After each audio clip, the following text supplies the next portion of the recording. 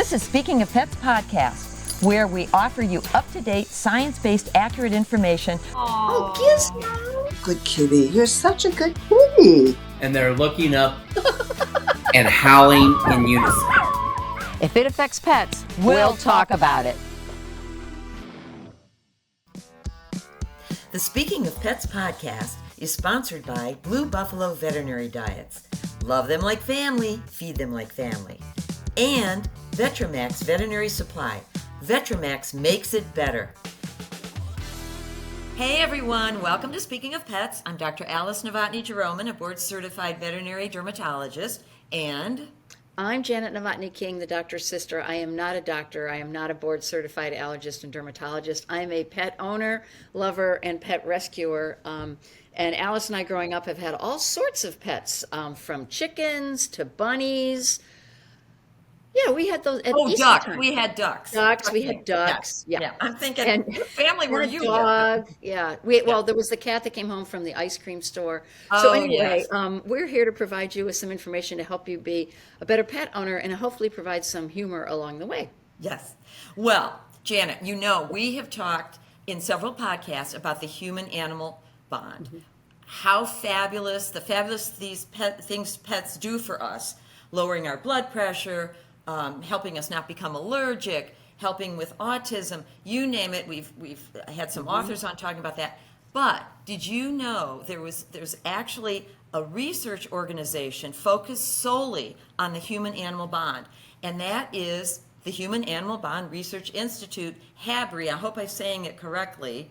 And we have the president of HABRI today, Steven Feldman, whom I couldn't wait to talk to, because I have to tell you, if anybody does nothing else today, you have to go on their website and watch their videos.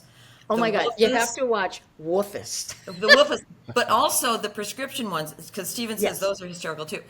It is so wonderful that an institute can actually prove scientifically all of the good things that these pets do for us. I think we all know that, oh yes, I'm petting him and I feel calmer, but is there science behind that? And HABRI sponsors so much research to delve into that. So Steven Feldman, thank you so much for being here. We have a million questions that not only about those videos, but about how you got started in this and your love for pets and your pets. And Janet, why don't you start? Well, so Steve, what's your story? How'd you get started? Thank you so much for having me on today. My personal story is that I got into the world of animals when I took a job at the Association of Zoos and Aquariums. That's probably a whole nother podcast. But then that's not just dipping your toe in. That's huge. But I was fortunate enough to be hired by the founders of HABRI, the Human Animal Bond Research Institute, as the first employee, and to help build this organization. So it was founded by the American Pet Products Association, Zoetis, and Petco. Okay. And they had noticed that there were these researchers kind of laboring in anonymity, not enough funding, and they thought, well, let's get the pet care community behind this research, and all kinds of good things will happen. So they formed, they put some money in the hat, and they formed HABRI to really support the research that shows how pets can enrich our lives. Wow.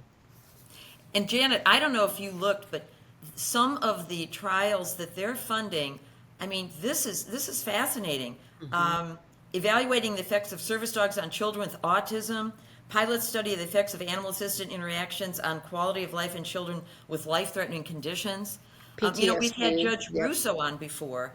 She's a Clevelander, and she takes her dog, as some of the other judges do, to court to help with some of these poor kids that are, going through these horrible things. It's just, I'm so happy that what your institute is doing. Well, thank you so much. A lot of people, when you have that elevator conversation, I say, well, we're doing research to show pets are good for us. And the first answer is, well, duh, don't we already know that? And I think most people with pets know that. They know how it feels when their cat jumps in their lap or when the dog greets them at the door. But if we're really going to make the world a better place for pets and people, if we're going to make sure as many people as possible benefit from the human-animal bond, change policy, we need the science. And so in some ways, the science is actually catching up to the common wisdom that we all feel. And in that way, we can make sure that more children benefit from having pets in their lives, including children on the autism spectrum. We can make sure that more veterans will get a service dog if they have PTSD. And so we're funding some of the research that allows those kinds of societal changes to be made. Is that what you refer to when you say the pet effect, or is that something different? Well, the pet effect is another, maybe just a more consumer-friendly way to say the human-animal bond. I think if you say the pet effect, most people, I get what that is. Yeah, it's more understandable. Yeah. So we just, we're doing the serious scientific research, but I don't know. I like to have fun. I think people learn more when they have fun. And so, by doing those pet effect videos, we actually can reach more people and get the message across. What's your biggest challenge, Steven? Yeah, I was going to ask What's your that. biggest challenge? Oh, that's an interesting What are you losing sleep over? There are still some people out there who think, that pets are just a luxury, just kind of nice to have. They don't really take it quite as seriously.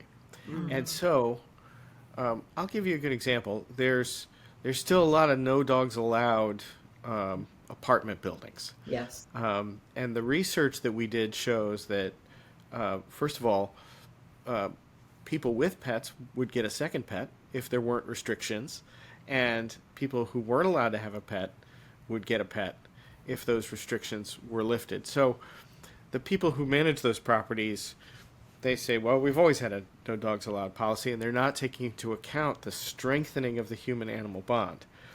And why is that important? Because our research shows, if you do the math, that if we could loosen up restrictions on pets in rental housing, we could make 8 million new homes for pets. Wow. You could clear the shelters. So we can, if we make those changes, think about what a difference it makes for people's lives and for pets' lives. I also think having pets in apartment buildings, it builds community. Because you're all taking your pets out, you're walking them. My son lives in an apartment building, and I still think this girl was trying to meet guys. Because every once in a while, her dog would come flying down the hall. Oh, Rocco got out again, darn. You know what I mean? And people would come out of their apartment building. So I really think that was her motive, her ulterior motive. But everybody got to know each other because everybody was out in the hallway.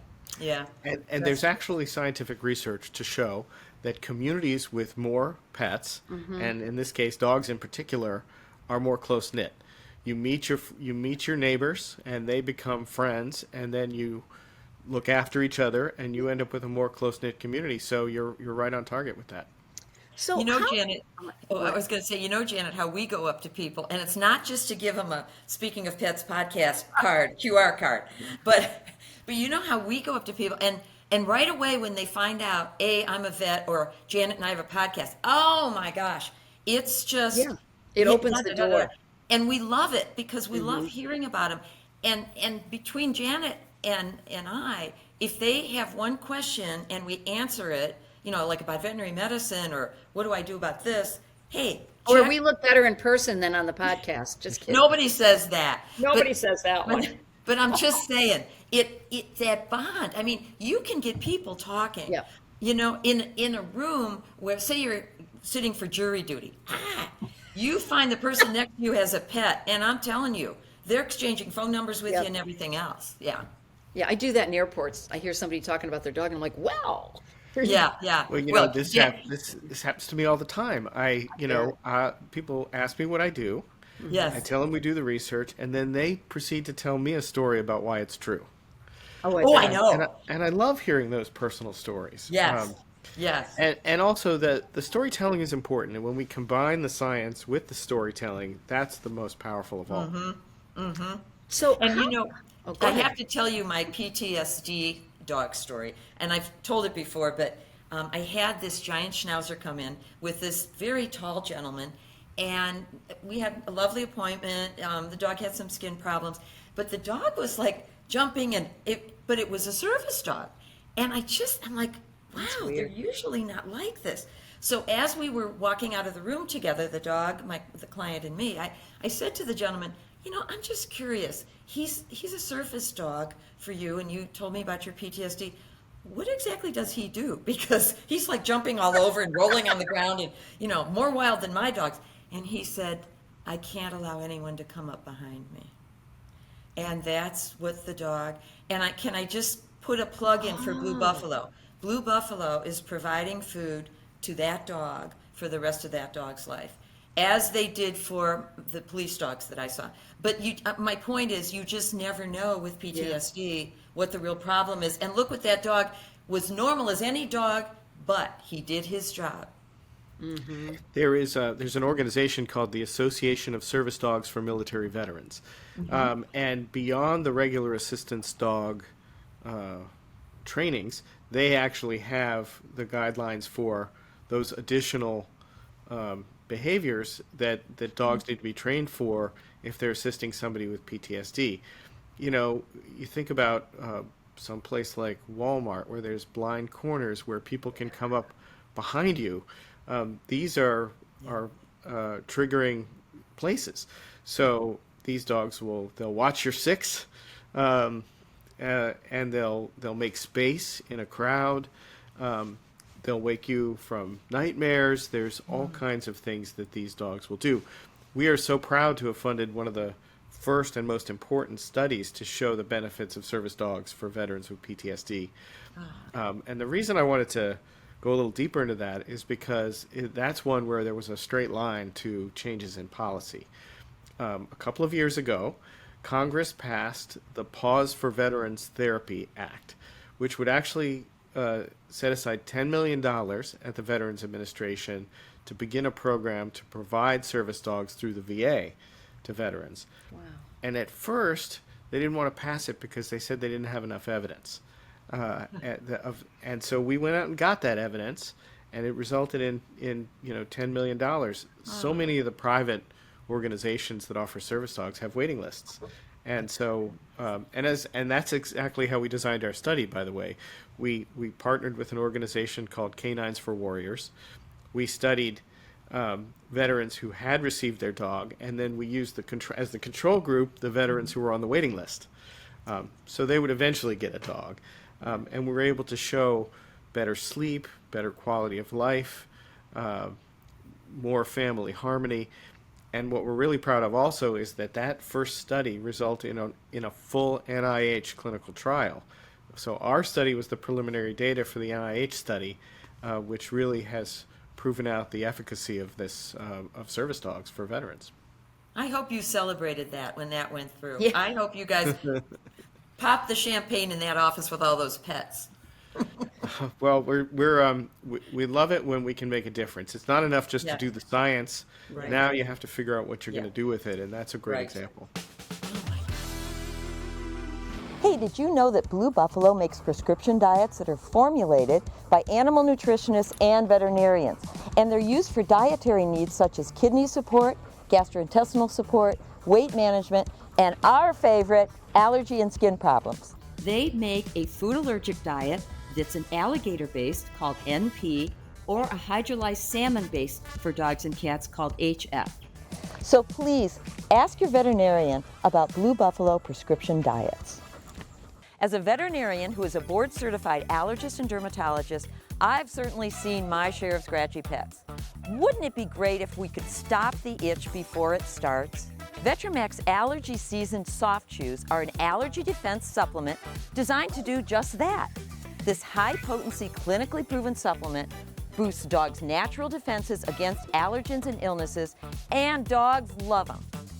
Allergy Season with Immunorise is a proprietary blend of probiotics, essential fatty acids, vitamin C, quercetin, and zinc.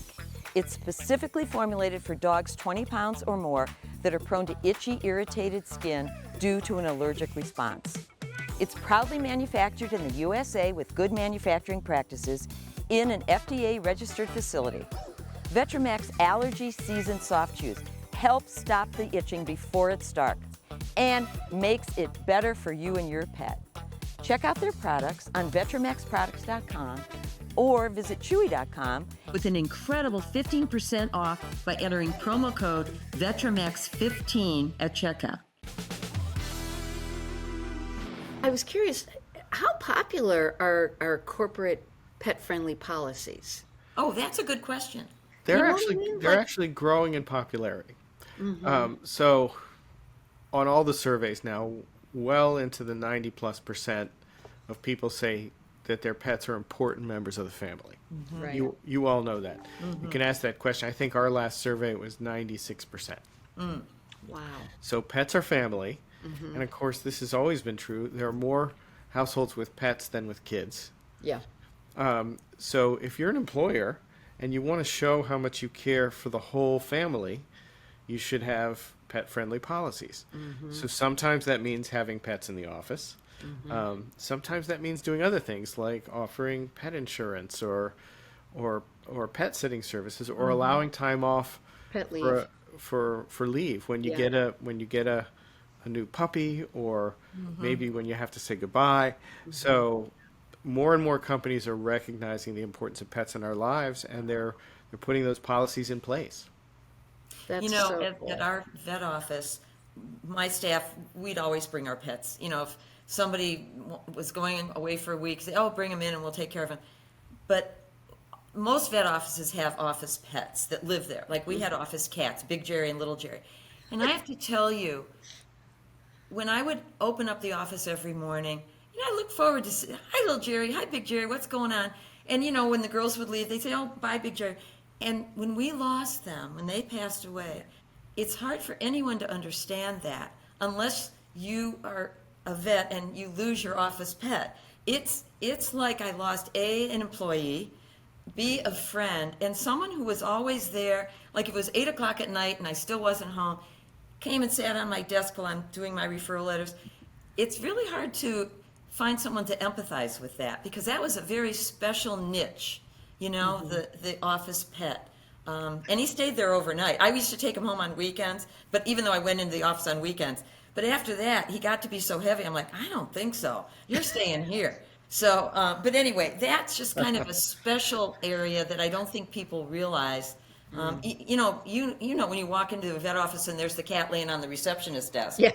Well, when Sure. that cat passes away, that's really rough on all of us, I have to tell you. Well, you know, I think I had somebody ask me after the pandemic started to wind down, well, what's going to happen to the pets when we go back to the office? Yeah. Yeah. And I said, what makes you think we're leaving them behind? They're coming with us. We've That's all gotten right. we've gotten used to having them, and so I think companies are recognizing this.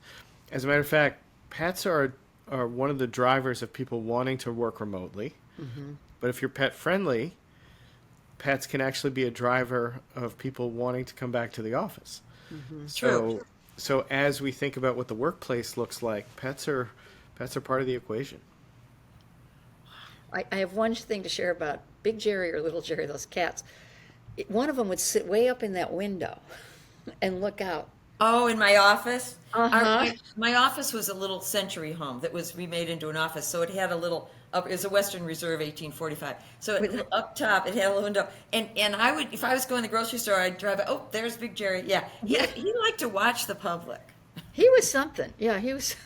You know, the other thing, Stephen, that I find interesting as an allergist for pets, and Janet, you and I never had a pet while we were growing up, or else we wouldn't have allergies, because like almost 50% of kids that grow up with a pet, Yep. you're not going to have allergies then, because you're down in there in the pet dander, in the pet hair, in Right. the pet food. You're living with but it. I wish more people would realize that. I get it when you have a toddler that, you know, having a dog or something or a cat, but man, if it can mark the health of your child, why not?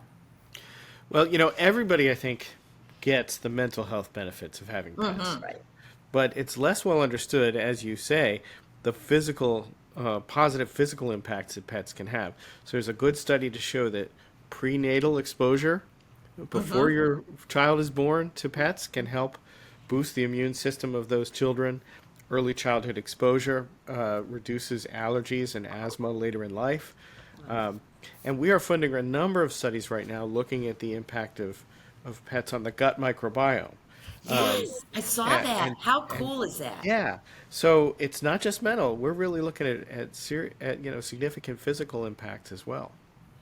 That is so cool. From all the research that you've done, what has been like the most surprising finding? Huh?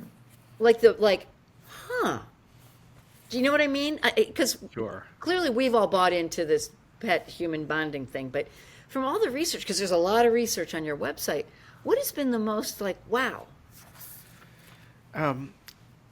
Well, so one of the things we're always looking for is not just dog research. Yes.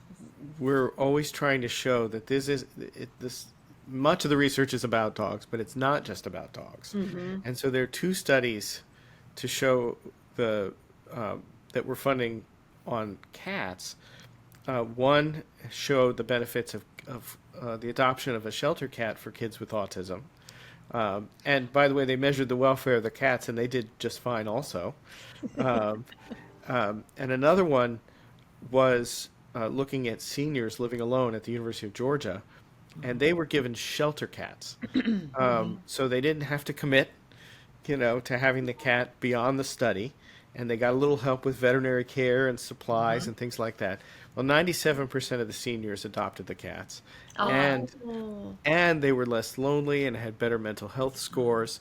So if you think about what we could do for all the cats in shelters if we set up programs like that. But my most surprising one is not actually one that we funded, but it's from Dr. Erica Friedman from the University of Maryland, who found that you had a 40% decrease in your relative risk of death 1 year after a heart attack if you had a cat. So we all think about dogs and heart health, walking and getting exercise, but if you had had a heart attack, you were more likely to be alive 1 year later if you had a cat in your lap. So that was my most surprising one. But I always want to say, everybody thinks about dogs, but it's about all the other animals as well. And you know what surprises me? Horses. We're doing a show with Victory Gallop, which is in a suburb of Akron, that they do riding programs for autistic or mentally challenged kids. And you would think that the huge body of the horse but no, it's just lovely to see. They brush these horses. It's just lovely. To me, horses have a calming effect. They also have miniature horse too, Willie Nelson, who's been on Good Morning America, by the way. But it amazes. Not to name drop. Yeah, not to name drop, right? But it amazes me. I could see them being around a cat or dog, but a giant, beautiful animal like that would have a calming effect on them. I love that that's true. We have a study going at the Ohio State University right now, looking We're at Buckeyes. We're Buckeyes. OHIO. Yes. it's But looking do tell us. at horses equine therapy for victims of trauma. That makes sense. So this is where those large, powerful, but very calm animals can make a huge difference. And it's one of those dual studies looking at the welfare of the horses as well, as we're always, as we put animals in these therapeutic situations, we want to make sure they're okay too. And so we're really excited to see the results of that study. Oh, yes. The other thing too, did you see, Steven, I think it was on 60 Minutes, it was a couple years ago, where it was a nursing home, and there were a lot of non-responsive people in the nursing home, and they brought in kittens that were abandoned by the mother, and it brought these people to life. They raised them, they bottle fed them. It was, you were in tears at the end of this. And you had mentioned that before about how, after you've had a heart attack and you can extend your life having a cat. I could see that. That bond is there, and I need to care for that animal. I need to get up and move around. And it was lovely. Yeah. I think the majority of assisted living facilities and continuing care communities now allow pets in some way because of the growing evidence. People don't want to leave their pets behind when they move in, and they see the benefits. And even if somebody can't have a pet, a therapy animal that comes in to visit can be. Yes. We've shown that as well. I love that they're having therapy dogs at the airport now, because don't we all need therapy when we go to the airport? I'm serious.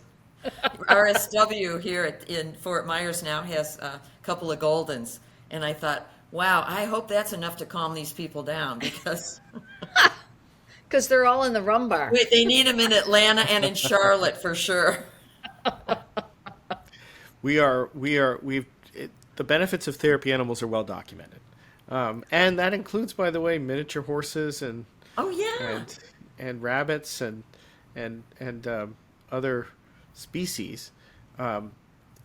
Nursing homes, hospitals, libraries have reading programs. You know, a dog will listen to a child read all day. They'll never get tired of it. And Right. and so a lot of libraries have reading programs. Yeah. You know, we when I was a senior in vet school, we had a young gal come in, and she had two slider turtles the size of my hand, right here holding. And she said, you know, we got these 25 years ago or 20 years ago on our honeymoon, and they were having a problem, but we fixed the problem, thankfully. But it was so lovely. First of all, those turtles were 20 years old, so kudos to her for the care. And she was carrying them like you would carry an infant. It was so lovely. We are just about to get started funding a study at the University of Liverpool that's going to be looking at the benefits of adopted rabbits and hamsters and guinea pigs and sort of small mammal. Pocket pets, we call them. Yeah. Yeah. Yeah. So how, Janet, you should be asking this, recently retired as head of fundraising. How do you guys go about your fundraising? Do you have fundraising functions, or people send you Do you have private proposals, donations? or what? I'm sure you obviously you have huge corporate donations, but what's We your get a lot of our Yay. support from the pet care community. Yeah. There's a lot of companies and organizations out there, including the American Veterinary Medical Association, which support us because they understand Yeah. how important the human-animal bond is for a healthy future for pets and people. And so we're really proud of that support. We do accept individual donations. We do have a donate button at HABRI.org. I did see it. It's orange. You gotta And- have it. Yeah, you And, gotta have it. Yeah. Because sometimes I'm so glad you're having us on today, because people want to donate to the service dog organization or donate to their local shelter, and all of those are incredibly worthy causes. We're doing the research to show why that's important. And to clear those shelters. Seriously. That's right. Right. We're taking on the big Yes. issues and putting Yeah. the science behind helping them be more effective. Right. So you're also partnered with Ancestry. I think that's fascinating about pet DNA. Because honestly, we have a golden retriever I that didn't Alice see rescued that. for us. And I didn't want to do the whole, but she gave me a free kit, to find out. And she really is 100% golden retriever. We didn't care. But it is kind of fascinating. Like everyone's doing that. Now when you meet sorry to say, a mutt owner, they'll go, oh, they're 10% this and 12%. Yeah. But you've partnered with Ancestry. I think that's so cool. Ancestry DNA became a supporter of ours last year. We're very proud of that, and it's because everybody knows you can do your own DNA, but now you can do the pet too. And Mars Wisdom Panel, I think, was one of the first of those, and we're partners with Mars as well. Yeah, And you can learn a lot. If you learn about the breed, you can learn about the specific characteristics and behaviors of that breed, and that helps you strengthen the bond. I also love the study you're doing about treats. I had to What about chuckle when I treats? saw that. Because you told me like one treat can have as many calories as a Snickers bar. I know, but these are healthy treats we're talking about. Oh, okay. Because I'm Well, so if you Or aren't Dr. Alice, as a veterinarian, you put certain animals on prescription veterinary recommended diets. Right. Maybe they have a some kind of problem, Right. and then that pet owner goes and buys a bag of treats, I know. and it could mess up what you're trying to do from a veterinarian point of view. So the human animal bond, obviously, treating your pets is very important to that. So we're Treat trying is to- love. Right, it is. So we're not saying don't do it. We're just saying think about it, talk to your veterinarian about it, make sure that you're thinking about nutrition so that you can have long, happy lives together. when I have to put a dog on a prescription hypoallergenic diet to rule out food allergy, because that's the only test for it, and we'll do a show on that, Janet. I ran into that the other day. The big first question is, I can't give him any treats. And I feel like I've just, because you're right, Steven, that giving of the treat is love. And he's going to think I don't love him then. Yeah, it's tough. So we're trying to just educate people about the bond. One of the great things we learned from our survey work is that the more people know about the science, the better care they take of their animals. Right. So even though we're talking about how pets are good for you, the more you know about it, the more likely you are to go to your vet, the more likely you are to get the high quality nutrition. So there's this two-way street with the human-animal bond. Even though we talk about pets being good for us, it's really good for them to talk about it as well. And that's kind of the point of why we're doing this. Janet will agree. We want these pet parents to have accurate science-based information, as opposed to what their neighbor is telling them to do something that might actually harm the pet. It's hard to break through some of those myths, Stephen. It really is. Yeah. And Stephen, like, I'm the sister that calls the vet, like, oh my God, she's throwing up and she won't stop. I don't know what mind she that. I Yeah. know, but not everybody has that, right? Okay, the best one, Stephen, was the cat was up the tree, and she was going to call the local volunteer fire department. I'm like, and then I said, well, put some canned food, at the base of the tree. Well, she doesn't give canned food. I said, oh my God, because So wait, guess who ate the canned food? The golden when you- retriever. Well, when you open the can, and every cat in the neighborhood will come running because, except your cat. Yeah, but our cats, they like the treats shaking the jar. Oh, there. Okay, I said so. And then that's do what that. got her down, because I stood out there, and then I think what happened was hunger overcame fear, and after 2 nights stuck up in the way up in the tree, she came down on her own. Yes, but Stephen, we did find out in our hometown of Cleveland, Ohio, there is a gentleman, I think his name is Tim, that advertises he goes up on your roof and trees and gets your cat. He's a food. cat So- rescuer. A cat rescuer. Well, our family cat stays inside. She does have the screened-in porch has become the catio. Oh, I love a catio. I love a catio. Well, we can't have a bird feeder. We call it a cat feeder. Yeah. So, I we wanna talked about start- fundraising. Do you have fundraising events? Like, I know you have these innovation awards, which is really cool, and some Yeah. major. Oh, I names know. there. I love Do you that. have like a gala or anything like that our listeners? Well, we have that event at the big Super Zoo show in Las Vegas. It's one of the large pet trade shows. But the goal of the Human Animal Bond Innovation Awards is to recognize people outside of our pet world who are doing things to support the human animal bond.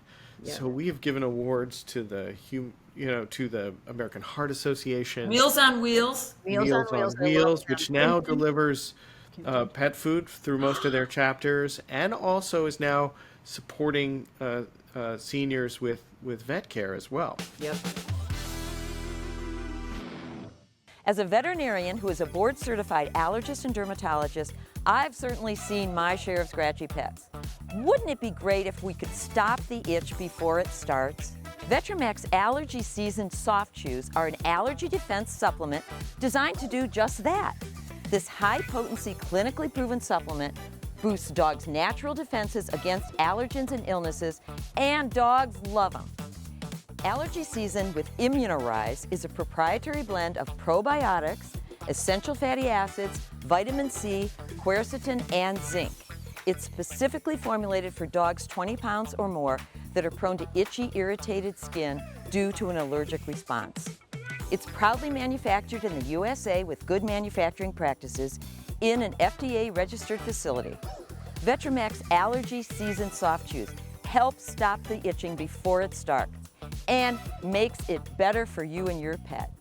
Check out their products on VetramaxProducts.com or visit Chewy.com. With an incredible 15% off by entering promo code VetramaX15 at checkout. Blue Buffalo Natural Veterinary Diets offer a natural alternative in nutritional therapy. With their in-house research and development team with over 300 years experience in well pet and veterinary therapeutic diets, more than 600 scientific publications, and more than 50 U.S. patents. Blue Buffalo, natural veterinary diets. Hey everyone, don't forget to pick up Country Critter Journal if you live in Northeast Ohio. It's a must-read for all pet lovers. Their goal is similar to ours here at the podcast, to educate the community on taking care of pets. They're advocates for adopting from shelters, not puppy mills, and they connect our local communities with goods, services, kennels, and those seeking to adopt a pet.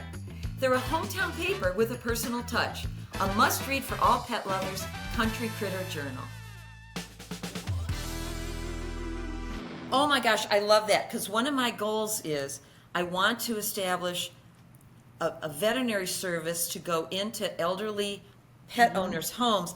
Because, for example, I had an 80-year-old woman that had an allergic cat, was on a weekly allergy shot that we taught her how to give, desensitizes the cat.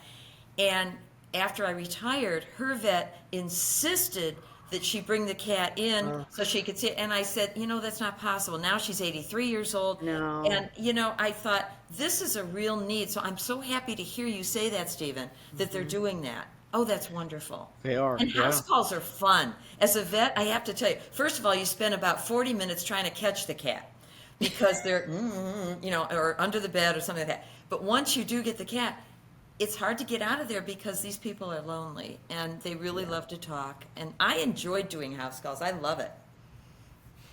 You learn a lot about the animal's home environment. Yeah. You can learn a lot about their nutrition. Yeah. Unfortunately, as a veterinarian, you probably see, when you go to the home, you see all the unused medication. So it's really can help compliance with veterinary treatments and really support pet owners. I think also, there's a place for veterinary telehealth to support people who maybe can't get into the vet. Maybe they're in a rural area where they're 100 miles away. So there's all kinds of technology and new strategies we can use to boost the bond. We need a strategy or technology for someone to pill the cat. Like, Janet, we could start a service where, now your cat's on 3 pills a day, okay, I'll be there, 10, 4, and 10. Because, let's face it, if you have arthritis and you're elderly, how do you give a cat, you just can't do it. I don't have arthritis. I can't even give the cat a pill. I Well, agree. I'm glad you mentioned this because we partner with NAVC, the North American Veterinary Community. We offer an online CE course for veterinary professionals called Human Animal Bond Certified. So it's 9 hours of CE, and it really does focus on how do you protect the bond in veterinary medicine. So it means think about whether the client that can give the pill Right. before you prescribe the pill, because if you send them home and they can't do it, There's no point. it's not good for anyone. So really, it's thinking about how the practice of medicine can impact the bond, and really keeping that top of mind. If you're a Walmart Plus subscriber, you get free vet consultations. Oh, okay. Yeah, I Part of the noticed package. they're starting that in some of their stores around the country. But Stephen, back what you said about the pilling, also I think that needs to be added, if it's not already in that course, is try to pick the proper treatment, not only what the owner can do, but financially what the owner can do, so that the owner doesn't feel guilty. Oh, I'm not doing everything for my pet. There's always options, always options. Well, we have a number of pet health insurance companies as partners as well, and that has to be part of the solution to make sure that people, especially in catastrophic situations, have some coverage. We always want to make sure that we find ways for people to be able to afford care. The AVMA Foundation has a program now and makes grants out to vet clinics to help them with their charitable care. So there's a number of solutions there. Wow. So, Stephen, I'm going to ask you the question that we ask all of our guests. First of all, we'll ask this question. What is your pet or human peeve? Which I think you've kind of answered, but your pet, what just gets to you? And then our second question is explaining your passion for this project that you work on, multiple projects. Well, I feel so fortunate to be able to have a job where I can make a difference. Yeah. Janet, maybe I'm like you. I don't know if I have the strength to be a vet like Alice. No. I don't know if Yeah, I but could do it. I'm a dermatology specialist because that's a happy specialty, Stephen. So don't give me too much credit. So But I'm I have in to tell you, awe. Stephen, a lot of her patients were not very attractive. I am They're just in awe of veterinarians, and so Me too. it's great to be able to work, next to them, Yeah. and to see and to support their work. So I feel very fortunate that I get to do this. Obviously, so there's one issue that we touched on that really, bothers me, but I'm glad we're able to make a difference on, and that is domestic violence. And so I'm sorry to raise such a kind of a tough topic, but fewer than 10% of domestic violence shelters are pet friendly. Yeah. So because of our work, in part, to show that victims of trauma really need their pets by their sides, and they also won't leave a dangerous situation unless they can take their pets with. Right. We were able to work with a group of companies and organizations to pass the Pet and Women's Safety Act. And now there's a federal grant program to help domestic violence shelters become pet friendly. Oh, that's fabulous. But what really bothers me is the people who are committing those acts and who are cruel to both people and pets. Yeah. Yep. And so we're going to do everything we can to support the survivors. And when you can make a difference like that, so that's what bothers me, but also what inspires me to be able to work on these kinds of issues. So I work closely with the Domestic Violence Crisis Center here where I live, and I think the hardest part for me when you go to visit is, first of all, there's no address, right? Because most of the time it's women who leave, right? But they live with their kid. And can you imagine, like, this kid moves into this shelter, they don't have their pet, they don't have their clothes, they have nothing. Yeah. Right? That reminds me of their home, reminds them of their home, and it's extremely traumatic. So to be able to bring their pet, or even to get a pet, would be so comforting to these young folks. That's amazing. That's Well, fantastic. and to work. get the pet out of that abusive atmosphere, because sometimes then the spouse takes it out on the pet. I'll get you, and we had that here in Southwest Florida. They shot a dog in the face. If you're not going to come back to me, I'm going to kill this dog type thing. So That's I'm right. so That happy threat to see that. can be a powerful threat. So that's why we need to make sure that we protect the pets and the people. So I'm glad you asked the question because I'm glad we got a chance to talk about that. Well, and a lot of people, same honestly, here. don't want to talk about domestic violence. It's also been proven that people that abuse pets grow up to abuse other humans. I mean, it's a control issue. Yep. yeah. How come you only have one cat? That's what I want to know, Stephen. Yeah. Well, Winifred was a pandemic kitten, and we got her in May of 2020. Winifred went when the pandemic eased a little bit. Winifred went off to college with my daughter. Okay. And now both of them are back. I was always a dog person, and my old dog Scout passed away about a year ago. And I am now, my wife and I are going through the momentous decision of trying to figure out who the next dog's going to be. But in the meantime, because I discovered I was a cat person. I was always a dog person, and I discovered how much I love cats. Well, thank you so much. This has been a pleasure. We appreciate the amazing work you're doing. It's something that we really believe in. Thank you for shining the spotlight on HABRI and for having me on, and for all the good work you do to spread the word about how pets are important in our lives. Thanks for tuning in today. We hope you learned some valuable information about making decisions about your pet's health.